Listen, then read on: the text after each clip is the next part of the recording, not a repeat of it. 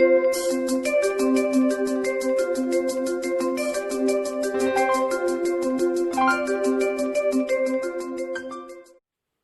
Everyone, welcome to HTML basics in tech Padhai. आज हम लोग HTML बेसिक्स में HTML फॉर्म डिस्कस करेंगे और मैं ये मान के चल रहा हूँ कि आपने HTML बेसिक्स की वीडियोस देख ली है। और अगर अभी तक आपने वीडियोस नहीं देखी तो वीडियोस का लिंक डिस्क्रिप्शन में दिया गया है, प्लीज़ देखकर अच्छे से समझ लो, क्योंकि अब बहुत ही जल्द हम लोग प्रोग्रामिंग पार्ट में आने वाले हैं। तो आइए स्टार्ट करते हैं। आज का हमारा जो कंटेंट है वो HTML फॉर्म पे है। इसमें हम देखेंगे HTML फॉर्म का सिंटैक्स क्या होता है, फॉर्म्स के एट्रीब्यूट्स क्या होते हैं, फॉर्म्स में बटन कैसे यूज करते हैं या बटन का क्रिएशन कैसे होता है। और जैसा कि हम जानते हैं प्रोग्रामिंग में हम लोग ये देखेंगे कि क्या हो रहा है। कोई भी ये हम लोग प्रोग्रामिंग करेंगे तो उसमें देखेंगे कि हो क्या रहा है, आखिर ये डिस्कस नहीं करेंगे कि कैसे हो रहा है। तो उसके लिए आपको डिस्क्रिप्शन लिंक में जो दिया गया है, डिस्क्रिप्शन में जो लिंक दी गई है उन वीडियोस को देख के अच्छे से अपना कॉन्सेप्ट क्लियर रख लेना है। तो आइए एक एक करके डिस्कस करते हैं। HTML form are required when you want to collect some data from the site visitors. ठीक है, नॉर्मली हम लोग ये मान के चलते हैं कि जो भी हमारी वेबसाइट है उस पर जो विजिट कर रहा है उससे अगर हमें कोई डेटा कलेक्ट करना होता है तो हम फॉर्म्स का यूज़ करते हैं। बेसिकली डेली लाइफ से समझते हैं कि फॉर्म आपने देखा होगा, कहीं भी आप जाते हो स्कूल में या कोई रजिस्ट्रेशन करते हो तो बेसिकली हमें फॉर्म ही फिल करना पड़ता है। जैसे एग्जांपल के लिए आप रजिस्ट्रेशन इन्फॉर्मेशन के लिए फॉर्म ले लो। कोई भी रजिस्ट्रेशन आप करते हो तो उसके लिए आपको नेम, ईमेल आईडी और क्रेडिट कार्ड, जो भी वो डिपेंड करता है कि आप किस टाइप का फॉर्म फिल कर रहे हो या किस टाइप की इंफॉर्मेशन सामने वाले को चाहिए।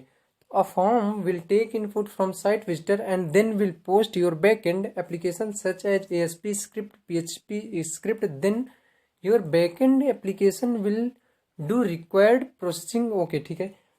तो इस पे ये बोला जा रहा है कि जो फॉर्म आप इनपुट विजिटर से ले रहे हो उसके अकॉर्डिंग अगला क्या स्टेप होगा। तो अगला स्टेप ये होगा बैकएंड में कि वो PHP और ASP की स्क्रिप्ट के अकॉर्डिंगली जो आपने सेट कर रखा होगा वो उसके अकॉर्डिंग वो अगली प्रोसेसिंग करेगा। तो कहने का मतलब ये है, फॉर्म आपने मान लो कोई रजिस्ट्रेशन आप कर रहे हो तो सामने रजिस्ट्रेशन करने के बाद उस पर क्या प्रोसेसिंग होगी या उसका अगला प्रोसेस क्या होगा, वो जो उसके बैकएंड में दी गई है ना स्क्रिप्ट PHP या ASP की, वो उसके अकॉर्डिंग डिसाइड होता है।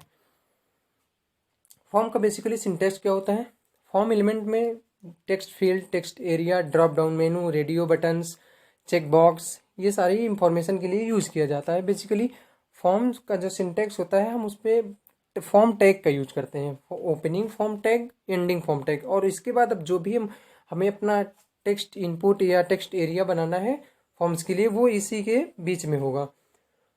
तो बेसिकली फॉर्म की ओपनिंग और फॉर्म की एंडिंग, जो दोनों यही फॉर्म टैग है, इसी को यूज करके हम फॉर्म क्रिएट करते हैं। फॉर्म्स के एट्रीब्यूट्स क्या क्या होते हैं, जैसे आप पीछे ये देखिए इधर, फॉर्म, एक्शन, बैकएंड स्क्रिप्ट मतलब ASP या PHP जो आपने दे रखा हो, मेथड, पोस्ट और गेट जो आप यूज कर रहे हो, उसके बाद जो भी आप elements input text area create कर रहे हो, तो ये बेसिकली ये रूल होता है।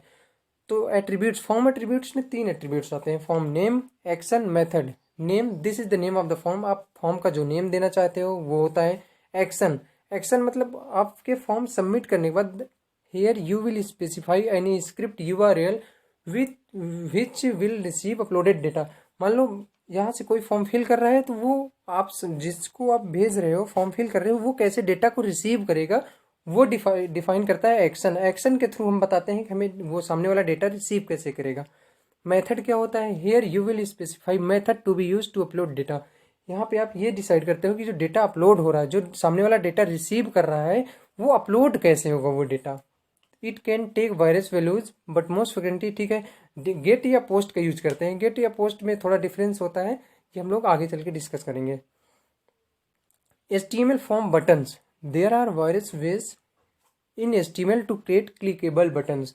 बहुत सारे वे हैं जिससे हम क्लिकेबल बटन्स क्रिएट कर सकते हैं HTML में। You can create clickable buttons using input tag का यूज करके भी आप क्लिकेबल बटन बना सकते हो। When you use the input, लेकिन आपको ये है कि अगर आप इनपुट यूज कर रहे हो तो type off button you create specified, ठीक है, एट्रीब्यूट में आपको बटन का जो है वो इनपुट का जो टाइप है वो बटन देना होगा। मतलब आप इनपुट दे रहे हो, उसके बाद इसी टैग के अंदर उसके टाइप को आपको डिफाइन करना पड़ेगा कि ये बटन है। उसके बाद बटन के कितने टाइप होते हैं? बेसिकली बटन के 3 टाइप होते हैं।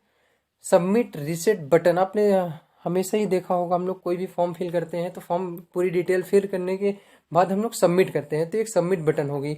मान लो हमने गलत डेटा फिल कर लिया और उसको रिसेट करना है, पूरा रिसेट करना है, तो हम उसके लिए रिसेट बटन यूज करेंगे। और एक होती है कैंसिल बटन। यहाँ पे गलती से बटन लिख गया है, वो होता है कैंसिल, तो उसके लिए कैंसिल बटन। तो एक एक करके देखते हैं। Submit button, this create a button that automatically submit a form. अगर हम सबमिट यूज करते हैं तो ये ऑटोमेटिकली फॉर्म को सबमिट कर देगा। रिसेट क्या होता है? This create a button that automatically reset, मतलब ये इनबिल्ट होता है एक तरह से। आप ये मान लो कि अगर आपने सबमिट बटन यूज की है सबमिट से, तो वो ऑटोमेटिकली सबमिट हो जाएगी। अगर आपने रिसेट यूज किया है तो वो डायरेक्टली रिसेट हो जाएगा, पूरा डेटा उस पर जो भी होगा। एग्जाम्पल के लिए आप मान लो फॉर्म एक्शन। एक्शन मैंने बताया था कि किस वे में आप रिसीव कर रहे हो उसके लिए, तो ये PHP या ASP जो भी पेज होगा उसके name. File name, first name, आप फर्स्ट नेम देख रहे हो इस पे, ये हो जाएगा आपका। फिर इनपुट, इनपुट में आप टाइप दे रहे हो टेक्स्ट। अगर ये टाइप टेक्स्ट की जगह आप बटन दे रहे हो तो ये बटन क्रिएट कर देगा, क्योंकि यहाँ पे हमने फर्स्ट नेम दिया है। तो फर्स्ट नेम, नेम मतलब टेक्स्ट है, नाम किसी ना किसी का भी नाम हो तो टेक्स्ट के फॉर्म में होता है ना। तो इनपुट में आप टेक्स्ट दे रहे हो, टाइप इसका जो इनपुट हम ले रहे हैं वो टाइप टेक्स्ट होगा, क्योंकि ये नेम है। नेम में फर्स्ट नेम, ये अपने कन्वीनियंस के लिए हम लोग रखते हैं कि क्योंकि बैकएंड में काम आता है इसका वैल्यू गेट करने के लिए। वैल्यू जो भी है वैल्यू आप ठीक है दिखा दो इस पर। लास्ट नेम ये भी टेक्स्ट रहेगा। इनपुट टाइप, टाइप हमने यहाँ पे सबमिट दे दिया है, वैल्यू सबमिट। सबमिट मतलब बटन, अब हम टाइप दे रहे हैं बटन। बटन मैंने ऊपर आपको बताया था, ये देखिए बटन 3 टाइप्स के होते हैं, तो उसके अकॉर्डिंगली हमने यहाँ पे button use, submit button use कर लिया। सबमिट हमने अगर टाइप सबमिट दिखा दिया तो जब भी वो क्लिक करेगा सबमिट पे ऑटोमेटिकली फॉर्म सबमिट हो जाएगा। फॉर्म्स के और भी बहुत सारे बटन क्रिएट करने के वे होते हैं, जैसे चेक बॉक्स कंट्रोल। अगर आपको चेक बॉक्स से कंट्रोल करना है, चेक बॉक्स क्या होता है? Check box are used when more than one option is required to be selected. मान लीजिए आपको किसी की स्किल्स देखनी है कि कितनी स्किल्स है उसके पास, तो उसके लिए आप चेक बॉक्स का यूज करोगे। क्यों चेक बॉक्स का यूज करोगे? हो सकता है सामने वाले बंदे को HTML आ रहा हो, CSS आ रहा हो, जावा आ रही हो, C आ रही हो, C++ आ रही हो, तो कैसे आप उससे डेटा रिसीव करोगे? तो इसके लिए आप चेक बॉक्स यूज कर सकते हो। उससे आप एक से ज्यादा ऑप्शन को सिलेक्ट करवा सकते हो। चेक बॉक्स की एट्रीब्यूट्स क्या है? टाइप, टाइप ये इंडिकेट करता है कि आप चेक बॉक्स बना रहे हो। मतलब जो हम लोग अभी तक टाइप में टेक्स्ट दे रहे थे या बटन दे रहे थे, उसमें आपको टाइप में देना पड़ेगा चेक बॉक्स।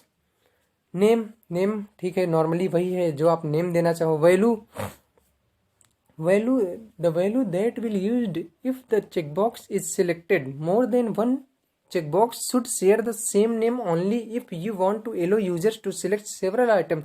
ठीक है, नॉर्मल वैल्यू आप इसमें वो दोगे जो आपको यूजर से डेटा चाहिए। मान लो मुझे किसी डेटा यूजर से मैं उसकी स्किल जानना चाहता हूँ, तो मैंने दे दिया कि HTML, CSS, जावा, जावा स्क्रिप्ट, C++। यही में से इसी इन्हीं सारी वैल्यूज से वो सिलेक्ट करेगा कि क्या है। और अगर हम चाहें तभी हम एक जो नेम है ना, एक नाम है, उसको 2 बार यूजर, अगर हम चाहे तो यूजर एक नाम को 2 बार सिलेक्ट कर सकता है, नहीं तो नहीं कर सकता है। नॉर्मली ऐसा नहीं होता है। तो वैल्यू में टाइप में हम देखेंगे चेक बॉक्स। नेम जो हम नेम देना चाहते हैं। वैल्यू, वैल्यू वो होगी जो हम यूजर से जानना चाहते हैं कि उसके पास है क्या, तो वो वैल्यू क्या देना चाहते हैं, तो उसके अकॉर्डिंगली वो वैल्यू देगा। तो इसके 3 एट्रीब्यूट्स होते हैं। इसके बाद आता है radio box. Radio box are used when only one option is required to be selected. जब हमें सिर्फ बहुत सारे ऑप्शंस में से सिर्फ एक ऑप्शन को सिलेक्ट करवाना होता है, तब हम रेडियो बॉक्स का यूज करते हैं। एग्जांपल के लिए आप मान लो डेली लाइफ में आप मेल या फीमेल, 2 में से एक ही हो सकता है, मेल, फीमेल, अदर। नॉर्मली मान लो कोई नहीं बताना चाहता है किसी भी रीजन से, तो आप 3 ऑप्शन दोगे, या तो मेल होगा या फीमेल या तो अदर, नॉट। तो इस वे में हम वहाँ पे हम वो नहीं क्या सॉरी चेकबॉक्स नहीं यूज कर सकते। मेल भी, फीमेल, फीमेल भी, उसको नहीं यूज कर सकते ना। तो रेडियो बॉक्स हम वहाँ पे उसका टाइप हम रेडियो बॉक्स देंगे, क्योंकि या तो मेल होगा या फीमेल होगा, या तो बताना नहीं चाहता है। इसके भी एट्रीब्यूट्स होते हैं, सेम वही टाइप नेम एट्रीब्यूट। टाइप का मतलब वही, अगर चेकबॉक्स जहाँ तक अभी तक जहाँ चेकबॉक्स यूज कर रहे थे वहाँ पे अब रेडियो यूज करेंगे, टाइप रेडियो। नेम नाम वही कि नॉर्मली आप नेम देना क्या चाहते हैं। Value value is indicate the value that is sent to be user. मान लो मुझे यूजर को सामने की वैल्यू, यूजर का जेंडर पूछना है तो जेंडर मैंने दे दिया, उसके बाद वैल्यू मैंने दे दिया मेल फीमेल अदर, तो ये हमारी वैल्यू हो जाएगी। उसके बाद select box, drop down box is used when you have many options available to be selected but one will be selected। ठीक है, इस पे हम बेसिकली वो यूज करते हैं, मान लो जब हमें ये जानना हो कि सामने वाले का एक ऑप्शन मान लो परमानेंटली फिल्ड है, जिसपे ड्रॉप डाउन रहे और भी ऑप्शंस, लेकिन बेसिकली पहला ऑप्शन एक डिफॉल्ट ऑप्शन सेट रहे। मान लो एग्जांपल के लिए मैं आपको बता रहा हूँ, आपने अपनी क्लास सिलेक्ट करवाई, किसी से भी क्लास ले रहे हैं यूजर रजिस्ट्रेशन फॉर्म में, उसकी क्लास हमने मान लो बाय डिफॉल्ट 1 में सिलेक्ट कर दिया, तो 1 अगर वो ना भी सिलेक्ट करे तब भी फर्स्ट क्लास उसकी सिलेक्ट रहेगी। अगर वो नहीं कर रहा है, अगर वो सिलेक्ट कर रहा है तब तो फिर वो जो डिजायर्ड वैल्यू सिलेक्ट करेगा उसके अकॉर्डिंगली हमारे पास आ जाएगा। सेलेक्ट के एट्रीब्यूट्स क्या क्या है, name for the control, size, scrolling list का जो बॉक्स होता है ना उसका साइज क्या होता है ये उसे डिफाइन करता है। मतलब if set to multiple then allow user to select multiple item. Multiple अगर आप कर दे रहे हो तो एक बंदा सामने एक साथ बहुत सारी मतलब एक से ज्यादा आइटम्स को सिलेक्ट कर सकता है मेनू से।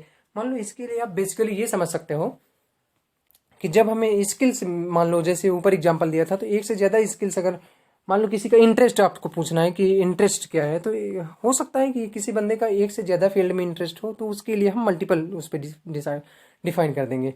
Value, the value that is sent to be server if the option is selected. Value होगी जो ऑप्शन सेलेक्ट होगा उस वैल्यू को वो भेज देगा। मान लो हमने 3 वैल्यू दे दी है, प्लेइंग, रीडिंग और इसके बाद राइटिंग, तो बंदे ने, सामने वाले ने रीडिंग सेलेक्ट किया तो वैल्यू 3 नहीं होंगी बिल्कुल, क्योंकि वैल्यू वो होती है जो सर्वर के पास जाती है। तो जो सर्वर के पास जा रहा है, मान लो सामने वाले ने सिलेक्ट किया रीडिंग, तो रीडिंग वैल्यू होगी इसकी। ठीक है, ये आपको और क्लियर समझ में आ जाएगा जब प्रोग्रामिंग करेंगे। बेसिकली आपका कॉन्सेप्ट जो है वो एक ओवरव्यू बन जाना चाहिए, क्योंकि हम सब कुछ नहीं, उस टाइम पे मैं इतना ज़्यादा एक्सप्लेन नहीं कर सकता हूँ। तो अगर आपको ऐसी आगे वीडियो चाहिए तो आप प्लीज़ हमारे चैनल को सब्सक्राइब करिए और घर में रहो, सुरक्षित रहो। Thank you.